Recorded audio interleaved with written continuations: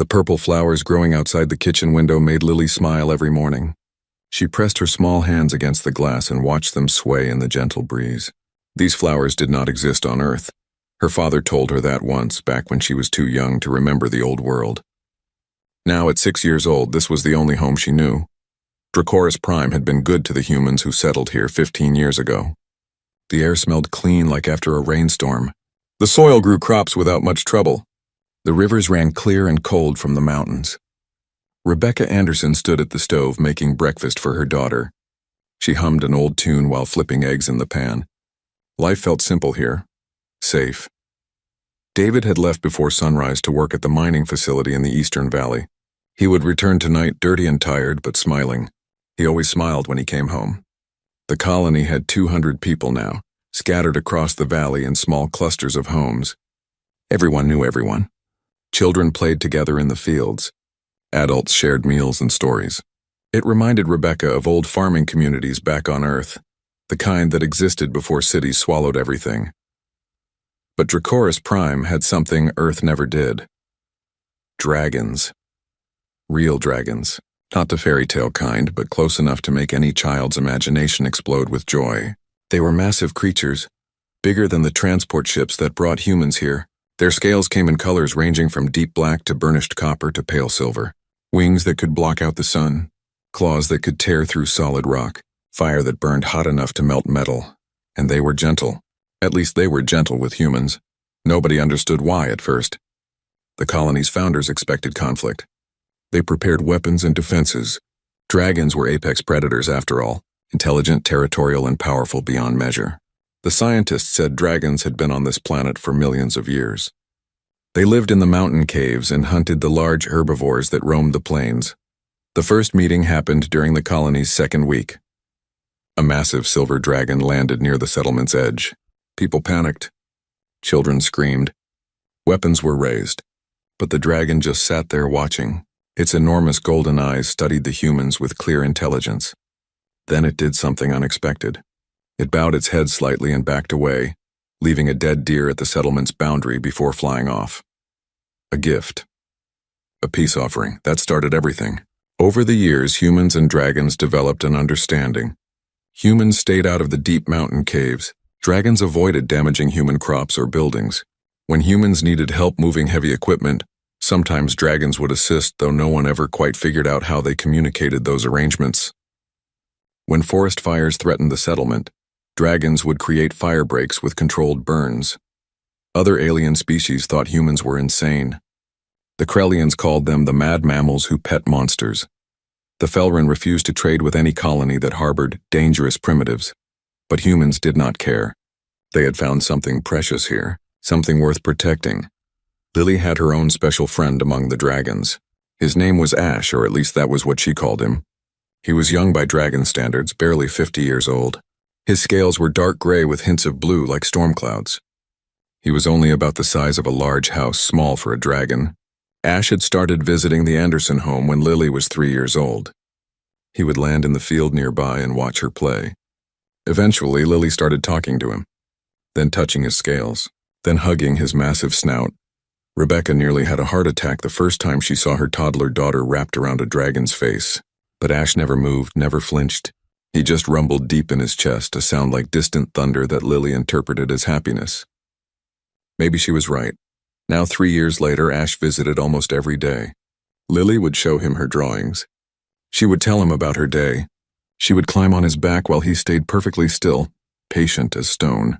Other colonists smiled when they saw them together. It represented everything good about this place: trust, friendship, the hope that different species could find common ground. Lily's most treasured possession sat on her bedroom shelf, a wooden dragon carved by her father's own hands. David had spent months on it, shaping every scale with careful knife work. It fit perfectly in Lily's small hands. She carried it everywhere, told it secrets, made it fly through the air while making whooshing sounds.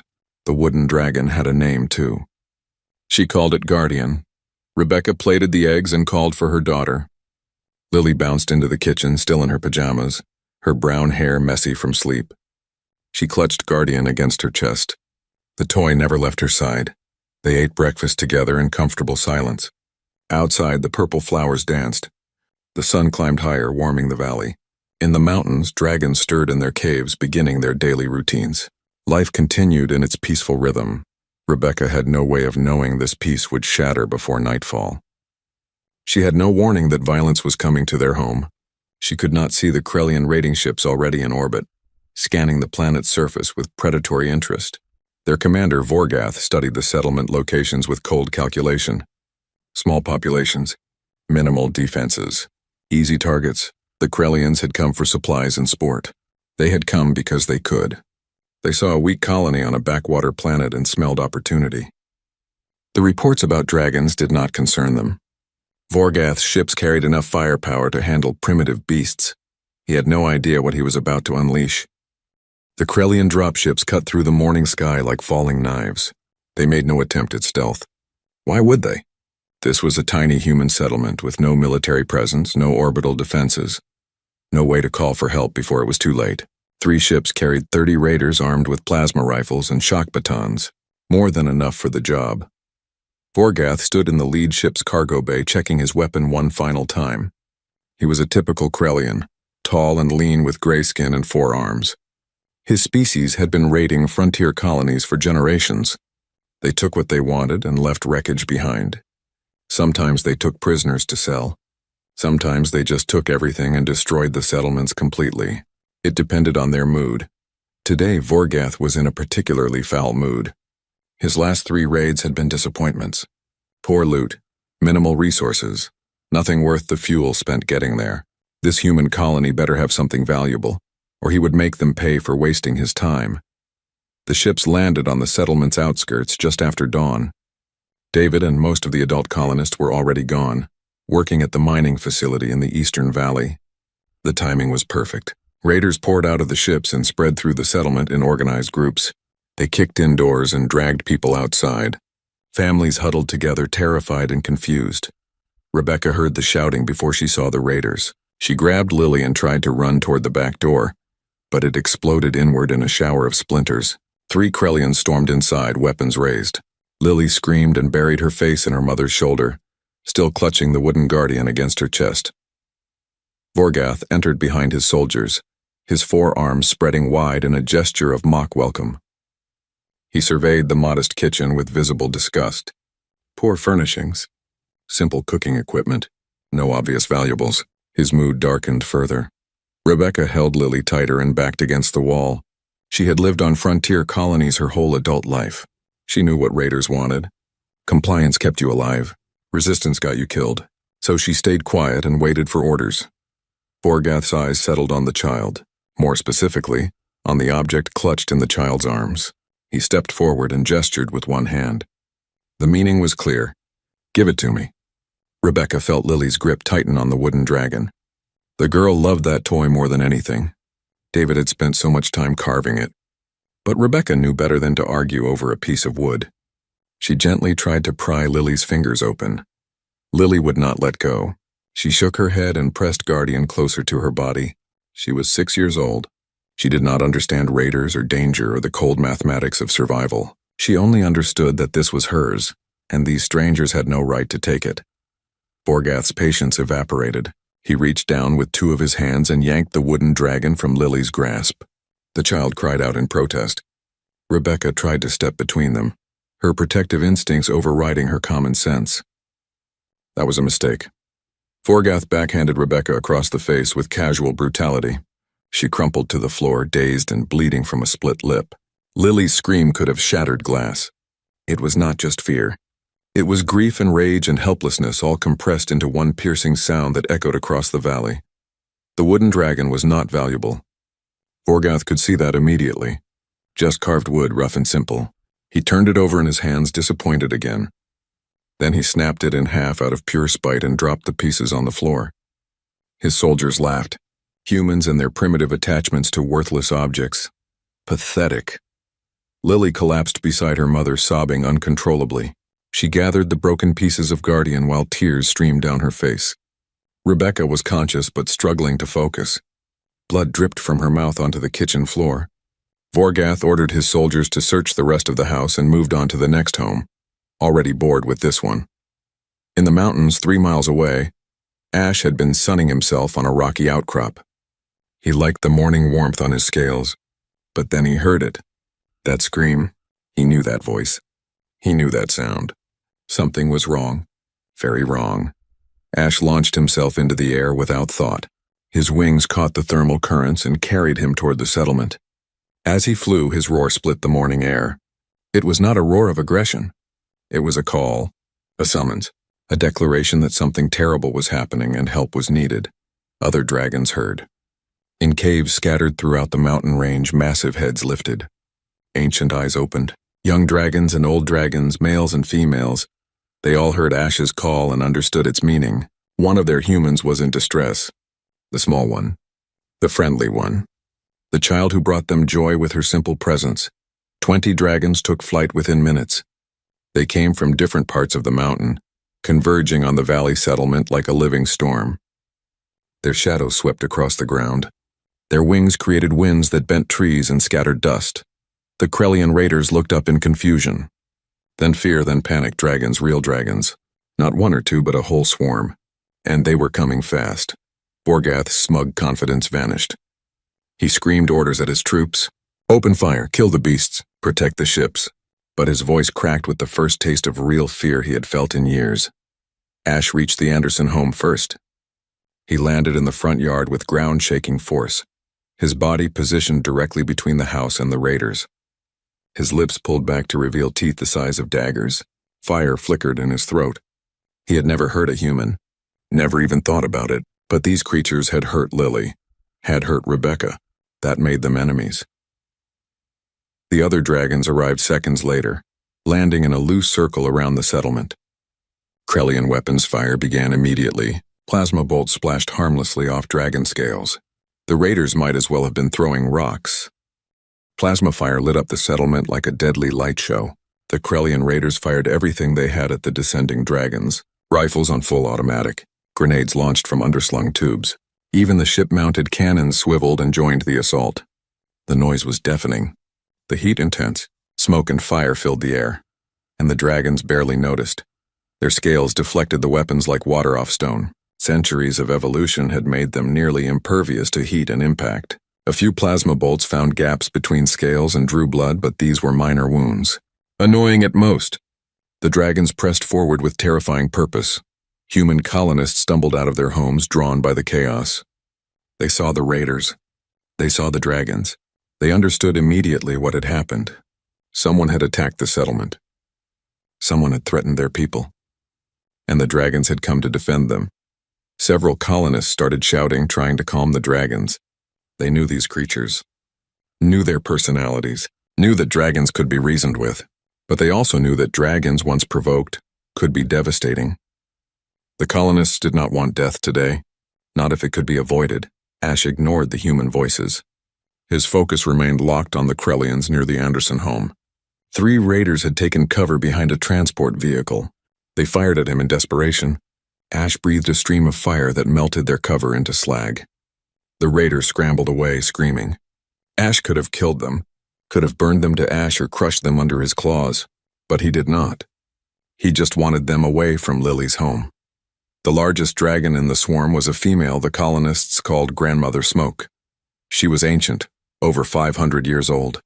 Her scales were pale silver that had darkened to almost black at the edges. She was twice the size of the other dragons. Scars from countless battles marked her body.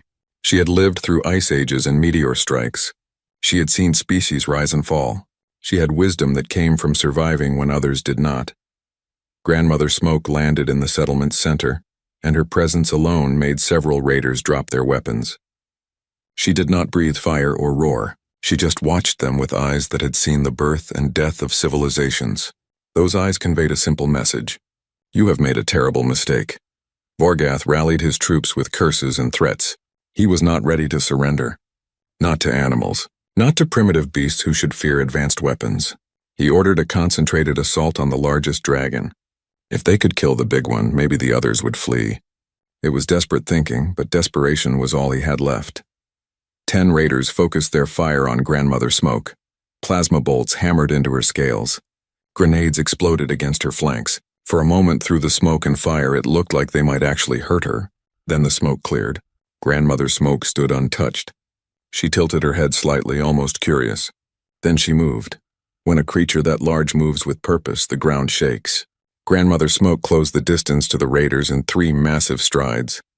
Her tail swept out in a wide arc and sent 5 Krellians flying through the air like rag dolls. They landed hard and did not get up. Her claws pinned 2 more to the ground without piercing their bodies. She could have killed them instantly.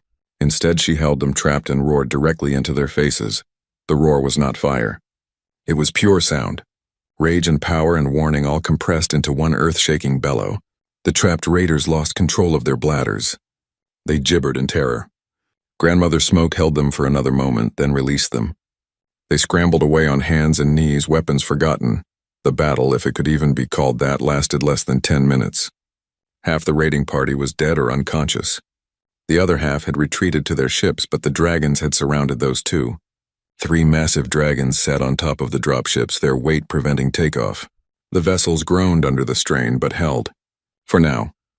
Vorgath found himself backed against a storage building with nowhere to run. 3 dragons formed a wall in front of him. They did not attack. They just waited. Blocked his escape. Penned him in like livestock. The humiliation burned worse than any wound. Inside the Anderson home, Lily heard the sounds of fighting but could not see what was happening. She knelt beside her mother, crying softly, the broken pieces of Guardian still clutched in her hands. Rebecca had managed to sit up, though her head throbbed and blood still trickled from her split lip. She pulled Lily close and stroked her hair, whispering that everything would be okay. Then they heard a different sound. Not fighting, not roaring. A low, mournful whine. Lily recognized it immediately. She pulled away from her mother and stumbled to the broken front door. Ash had lowered his massive head to peer inside the house. When he saw Lily, his whole body seemed to sag with relief. But then he saw her tears, saw the blood on Rebecca, saw the broken toy in Lily's hands. The dragon made that whining sound again. It was pure distress. Ash could destroy mountains, could breathe fire hot enough to melt stone, could fight and kill with terrible efficiency. But he could not fix a broken toy, could not heal Rebecca's wounds, could not take away a child's pain. That helplessness hurt him more than any weapon could. Lily walked out of the house on shaky legs. She approached Ash without fear, which shocked the other colonists who had gathered nearby. They tried to call her back, worried the dragon might be too agitated for safety. But Lily knew better. Ash would never hurt her. She reached up and placed one small hand on his snout. The massive dragon went very still. His eyes, each larger than Lily's whole head, focused on her with complete attention. She showed him the broken pieces of Guardian. Her voice was small and wavering. They broke him. They hurt Mama. Ash rumbled deep in his chest. Then he did something unexpected. He turned his head and called out to the other dragons in a series of complex vocalizations. The dragons responded immediately, and then they did something that no one, human or Krellian, could have predicted. Grandmother Smoke approached the Anderson home with slow, deliberate steps. Each footfall shook the ground gently. She lowered her massive head and studied Lily with those ancient silver eyes. The child stood her ground, though she was so small compared to the dragon that she barely reached the creature's lowest jaw. The old dragon examined the broken toy pieces in Lily's hands. She made a soft huffing sound, almost like a sigh. Then she carefully picked up one of the wooden pieces with the very tip of her claws. Delicate despite their size. She held it up to the light, turning it slowly. The other dragons watched in silence. Then Grandmother Smoke spread her wings and launched herself into the air. She flew toward the mountains with powerful strokes. The colonists murmured in confusion. Where was she going? What was happening? Only Ash seemed to understand. He remained beside Lily, his wing partially extended to shelter her from the morning sun that had grown warm. More dragons began to move. A young copper-scaled male took flight and headed west. A mated pair of dark green dragons flew south. Within minutes, half the dragon swarm had dispersed in different directions. The remaining dragons maintained their positions around the trapped Krellian raiders. The message was clear: stay put. Do not try to leave. Rebecca managed to walk outside with help from a neighbor. Her face was swollen and bruised, but she could move. She found her daughter standing beside Ash, leaning against the dragon's foreleg. Lily still cried softly. Rebecca wanted to comfort her, but honestly, she felt like crying too. Their home had been violated, their peace shattered. The wooden dragon that David had worked so hard to create was destroyed. David. Rebecca's heart clenched. Her husband was still at the mining facility. He had no idea what had happened. Someone needed to contact him, tell him they were alive. She turned to one of the neighbors and made the request. The man nodded and hurried off. An hour passed. The settlement remained in tense stillness. The trapped Krellians sat under dragon guard, their weapons confiscated by colonists. Vorgath fumed in silent rage, but he was not stupid enough to try anything, not with 3 dragons watching his every move. Then the dragons began returning. One by one, they descended from the sky carrying objects in their claws or mouths. The first to arrive was the copper-scaled male. He landed near Lily and carefully deposited a smooth riverstone the size of her head. It was beautiful, striped with bands of white and gray. The dragon backed away respectfully and settled down to watch. Lily blinked in confusion. She looked at the stone, then at Ash, then at the copper dragon. She did not understand what was happening. More dragons arrived. A black female brought 3 brilliant blue crystals from deep caves. A brown male carried a chunk of rare metal that gleamed like polished brass. A young dragon barely larger than Ash brought colorful feathers from cliff birds, their plumage bright red and gold. Each dragon added their offering to a growing pile near the Anderson home. The colonists began to understand. The dragons were bringing gifts, treasures from their hoards and hunting grounds, things they valued. They were offering them to comfort a grieving child. Rebecca felt tears spring to her eyes for a different reason. She had lived among dragons for years, had grown to respect and trust them. But this went beyond anything she had imagined. These were not pets or simple animals. They were people. Just people who wore scales instead of skin. Another dragon landed, this one carrying a shed scale from her own body. The scale was iridescent, shimmering with rainbow colors in the sunlight. She placed it gently on the pile. Lily reached out hesitantly and touched it. The scale was smooth and warm. Beautiful beyond words, Ash rumbled encouragingly. He nudged Lily gently toward the pile of treasures. His meaning was clear. These are for you. To replace what was taken. To ease your pain. Among the Krellian raiders, stunned silence had replaced fear. They watched the dragons with dawning disbelief. These were supposed to be mindless beasts, dangerous animals. But animals did not do this.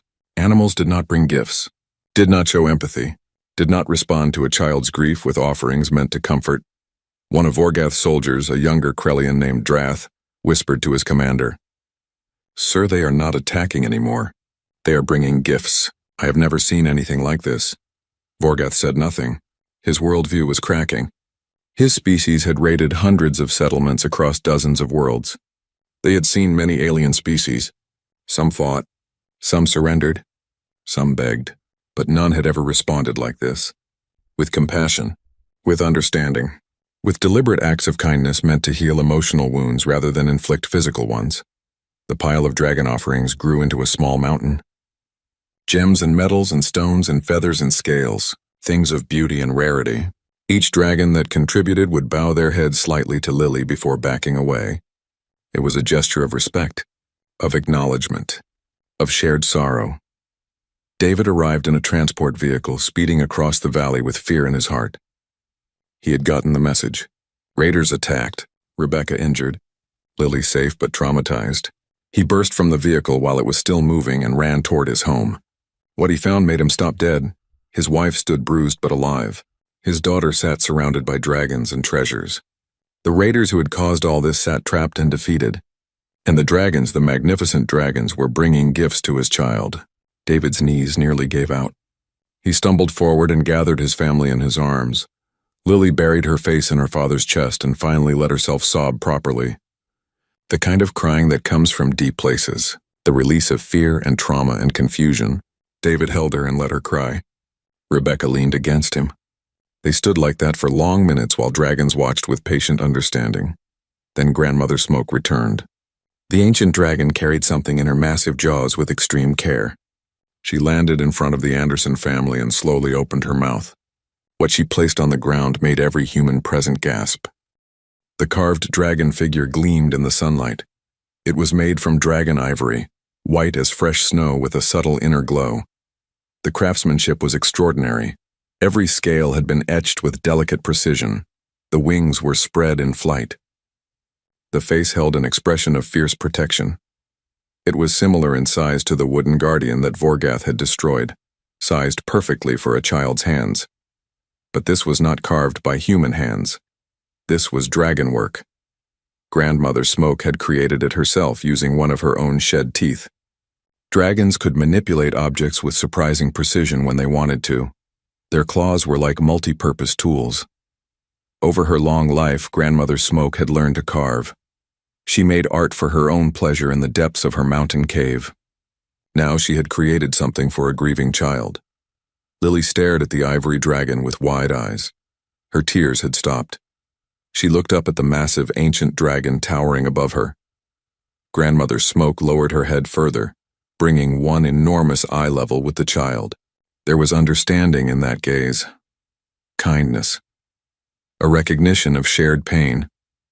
Dragons lived for centuries and watched many things they cared about pass away. Grandmother Smoke knew grief intimately. The dragon made a low, gentle rumbling sound. An invitation. An offering. Lily looked at her parents. David nodded, too overwhelmed to speak. Rebecca wiped tears from her eyes and managed a smile despite her swollen face. Lily took a tentative step forward, then another. She reached out with both hands and picked up the ivory dragon. It was warm to the touch, smooth and perfect. Lily clutched it to her chest the same way she had held Guardian. Then she did something that made every colonist hold their breath. She walked right up to Grandmother Smoke and hugged the dragon's massive snout with her free arm. The ancient dragon went very still. Then she made a sound somewhere between a purr and a rumble. Content. Satisfied. The other dragons vocalized their approval in a chorus of rumbles and chirps. Ash moved closer and touched his snout gently to Lily's back. His child friend was healing. The broken feeling was starting to mend. David found his voice finally. He approached Grandmother Smoke and bowed deeply, a gesture of profound respect. Thank you. Thank you for protecting her. Thank you for this gift. We will never forget what you have done. The dragon acknowledged him with a slow blink and a slight dip of her head. Then she turned her attention to the pile of treasures the other dragons had brought. She made a series of vocalizations. The other dragons responded. To human ears, it sounded like complex conversation. They were deciding something, making plans. Rebecca understood first. The dragons were designating this pile as Lily's hoard. In dragon culture, hoards were important. They represented security and status. The dragons were formally recognizing Lily as worthy of a hoard, as someone deserving of respect and protection. They were making her part of their social structure. Word spread through the settlement quickly. Colonists gathered at a respectful distance, watching this unprecedented event. Some cried.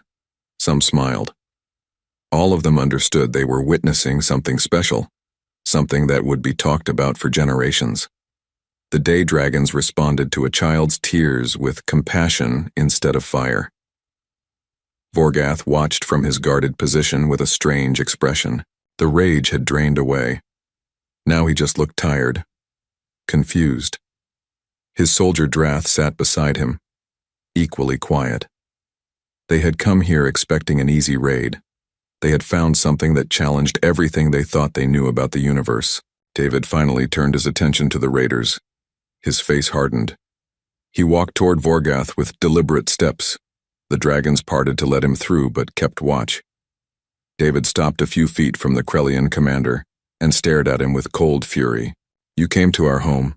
You hurt my wife. You broke my daughter's heart. You thought we were weak, easy prey. David's voice was low but carried across the settlement. Do you understand what you are seeing here? Vorgath met his gaze but said nothing. David continued. These dragons could have killed every single one of you in seconds. They could have burned your ships to slag, could have torn you apart. But they did not. Do you know why? Still silence from Vorgath. Because we taught them there was a better way. Because humans do not just form bonds with our own species. We extend family to anyone who earns it. We protect those who cannot protect themselves. We show compassion even to those who do not deserve it. David paused. And in return, the dragons protect us. But more than that, they learned from us. They saw how we care for our young, how we comfort each other, how we value emotional bonds over violence. Rebecca joined her husband, one hand pressed to her bruised face. You wanted to know what makes humans special? This, right here. We do not conquer or dominate. We befriend. We build bridges. We find common ground with species others fear or dismiss. That is our strength. Lily walked over, still holding the ivory dragon. She looked up at Vorgath with a child's directness. You hurt my mama, you broke Guardian, that was mean. Her voice was small but steady. But the dragons fixed it. They made it better. That is what friends do. Vorgath finally spoke, his voice rough. We were told dragons were monsters, dangerous, to be avoided or destroyed. David shook his head. They are people. Just people who look different, who live differently. Once you understand that, everything changes. Grandmother Smoke moved behind the Anderson family, her massive presence a silent statement. Ash joined her. Then the other dragons formed a loose semicircle bracketing the humans. United. Together. A mixed species family that defied everything the galaxy thought possible. Vorgath looked at his troops, at the ships they could not reach, at the settlement they had violated, at the child they had traumatized, and for the first time in his long career as a raider he felt shame. What happens now? He asked quietly. David considered the question. The colonists waited for his answer. The dragons waited. Even Lily watched with her large, innocent eyes. David made his decision. You go home. We take your weapons, but we let you leave. You tell your people what happened here. Tell them what you saw. Tell them what dragons really are. And tell them what happens when you attack someone a dragon considers family. Vorgath stared at him. You are letting us go? After what we did? Killing you accomplishes nothing, Rebecca said. But sending you home alive, that sends a message. That spreads truth. Sometimes the greatest weapon is not violence, but witnessing. The Krellian raiders were released one by one. Their weapons were destroyed. Plasma rifles melted into useless slag by dragonfire. Their ship weapons were disabled. They could fly, but they could not fight. The dragons lifted off the dropships, allowing the vessels to power up. Vorgath gathered his surviving troops and boarded in silence.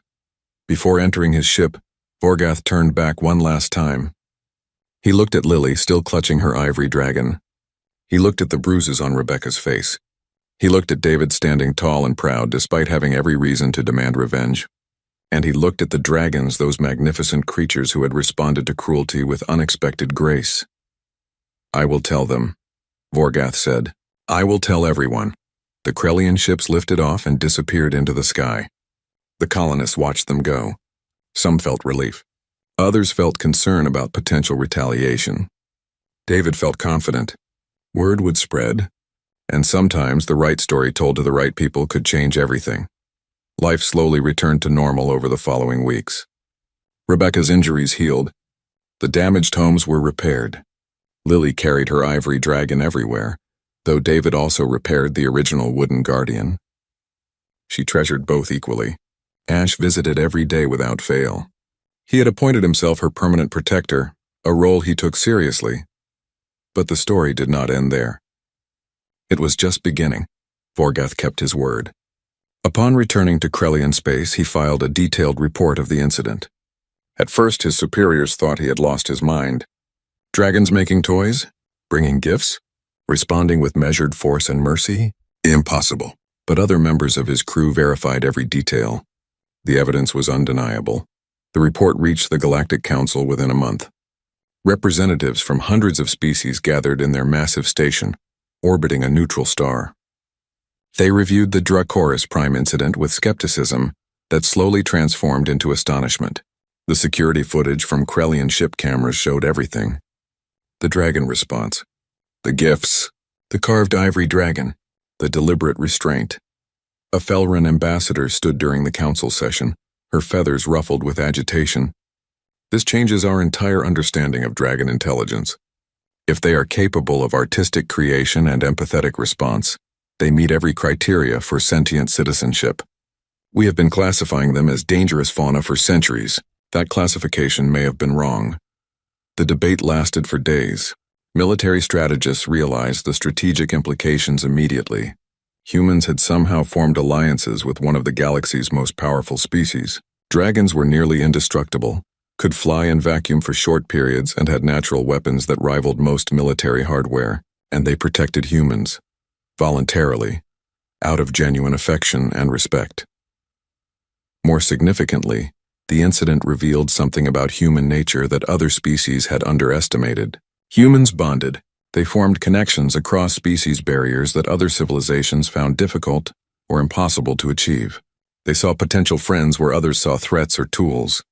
Back on Dracoris Prime, the effects were immediate. More human colonists arrived, having heard about the miracle planet where dragons and humans lived in harmony. The settlement grew from 200 to over 1,000 within 6 months. The dragons accepted the newcomers, though they were more cautious than with the original settlers. Trust had to be earned. Lily became something of a celebrity, though she did not understand why. Visitors asked to see her ivory dragon. They asked about Ash. They wanted to hear the story directly from her. She told it with a child's simple honesty. Bad people came. They hurt Mama. They broke Guardian. The dragons came. The dragons helped. The dragons were her friends. Simple truth. More powerful than any propaganda. David received offers from universities and research institutions. They wanted to study the human-dragon bond. He declined most of them. This was not a laboratory. This was home. These were not subjects to be studied. These were neighbors and friends. But he did agree to allow a few anthropologists to visit and observe respectfully. Knowledge should be shared, after all. Rebecca started a school for the settlement's growing number of children. She taught them reading and math and history, but she also taught them something more important. She taught them that intelligence and civilization came in many forms, that respect must be earned through action, not assumed through appearance, that friendship could bridge any divide if approached with honesty and patience. The ivory dragon Lily received became known throughout the galaxy as the Dragon's Gift. It represented a turning point. The moment when one species acknowledged another's pain and responded with compassion. Artists created paintings of the scene. Poets wrote verses. Philosophers debated its implications. The Galactic Council eventually passed the Dracoris Accords. Dragons were formally recognized as sentient citizens with full rights and protections. Colonies on dragon-inhabited worlds required the consent of local dragon populations. Hunting dragons became a capital crime. The accords were not popular with everyone, but they were necessary. Years passed. Lily grew up surrounded by dragons and humans in equal measure. She learned to read dragon body language as fluently as human expressions. She helped translate between species when misunderstandings arose. Ash grew larger and eventually found a mate, a beautiful silver dragon named Mist. Their children knew Lily as Auntie. The Anderson family remained on Dracoris Prime. David continued mining rare metals.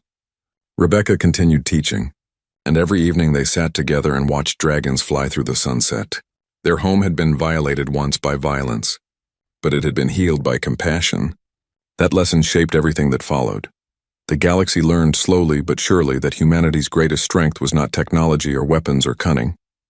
It was the ability to see beyond surface differences and find common ground. To extend family and friendship to those others feared or dismissed. To respond to cruelty with kindness and to violence with measured justice. The dragons had responded to a little girl's tears in an unexpected way. And in doing so, they had helped reshape galactic civilization, one carved ivory dragon at a time.